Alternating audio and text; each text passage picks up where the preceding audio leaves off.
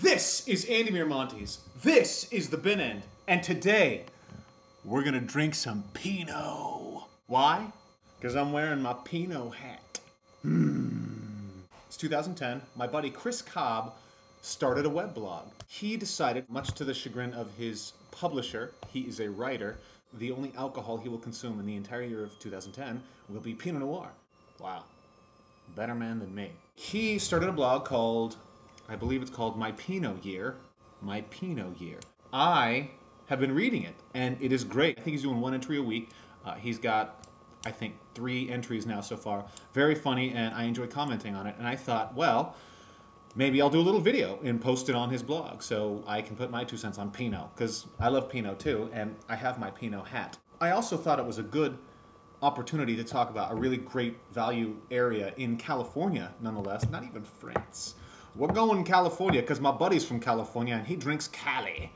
I want to talk about the Monterey area. Monterey is a wine region, as well as being a very cold town with a really cool aquarium. Specifically, there's a sub-region in that area called the Santa Lucia Highlands, as well as even a smaller sub-region called Mount Harlan. Mount Harlan is the home to Calera Winery, and only Calera Winery.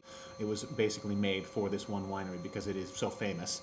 For those of you who don't know what Calera is or who Calera is, a guy named Josh Jensen, I think something like 35 years ago, was in Burgundy, fell in love with Pinot Noirs out in France, and he basically says, yo dudes, thanks for all your help, thanks for teaching me the ropes and all that stuff. I gotta go home. But while I'm home, I wanna make some wine. And I love Pinot, and I love Chardonnay, because that's what you guys do, and that's what you taught me to like. So, you got any tips for me? And the French are like, oh, we do have tips for you. And I'm sure they told him a lot. Only one thing really has importance to this story. They said, in order to make world-class Pinot Noir and Chardonnay, but more importantly for the Pinot Noir, you must find limestone in the soil. So Josh took this to heart. I mean, they're French, they can't be wrong. Also, their Pinots are the best in the world.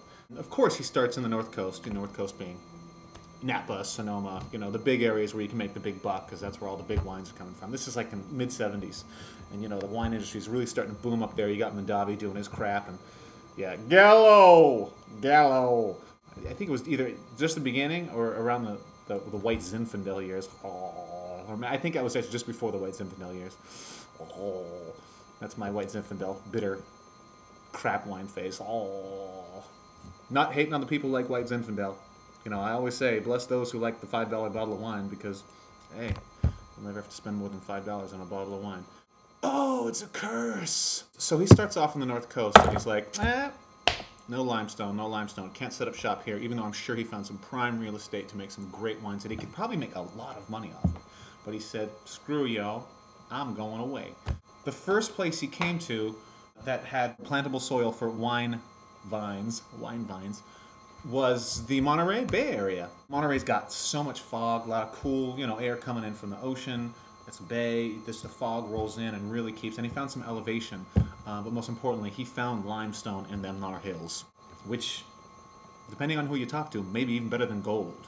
So he set up shop there, and he formed the Calera Winery. Good stuff. Well, there's this winery, and I've had this wine a couple times called Lockwood. I've always been kind of like knocked over the head with it. I thought, wow, Lockwood Vineyard, Pinot Noir. It says Block 7. Essentially, you know, it's a faux single vineyard. I mean, all their wines come from, I'm pretty sure, just one giant vineyard. But this is a specific block. They separate the vineyards up into blocks. And this Block 7 happens to be, you know, really nice Pinot Noir. I don't think I've had the 07 vintage of this wine either. Clean cork, nice looking cork. Actual cork. I hate synthetic corks. I hate synthetic corks. I would rather have a screw top on a $600 bottle of wine than a synthetic cork on a $40 bottle of wine, or a $10 bottle. I open it, I'm just like, cheap.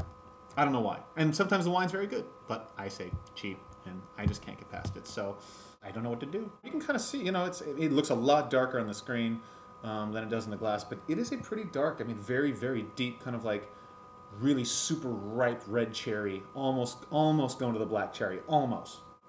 All right, get a little huff of some red fruits. A little strawberry, cranberry, very bright red, very rose petally. There's almost like there's an herbal note. There's definitely a little bit of earth, not crazy complex. I can get a little richer cherry note now. Got the bird glass. Almost like violet notes now too I'm getting. I'm coaxing it. Coaxing it out. I'm coaxing some violets. Haven't done that in years.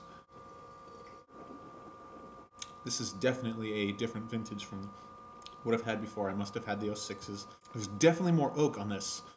13.8, it's a hint hot, but that's fine. It's just a hint hot. There's definitely a dose of some oak in there. Some charry oak.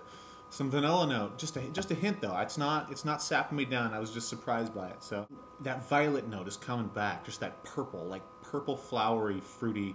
It's definitely cherries and violets right now. No, it's light. It's not zinging me, but it's delicious. It's just super tasty. It's not trying to be anything more than it is.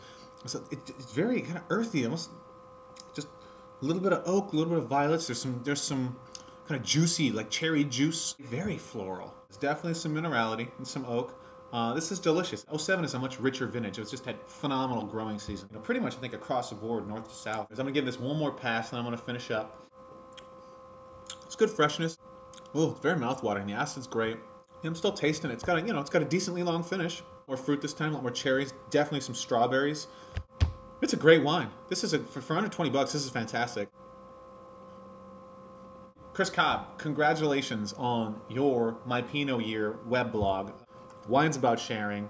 That's why I love wine. Like, I'll tell you, wine collectors are the best friends you'll ever have because they buy wine to share. They want to like make these discoveries and then watch people drink them and then see what their reaction is to it. And then that conversation. That's what wine does, man.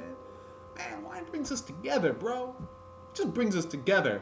Thank you for watching. This is The Bin End. I am Andy. Chris Cobb. Congratulations, buddy. I'm proud of you, and I can't wait to drink some Grand Cru with you.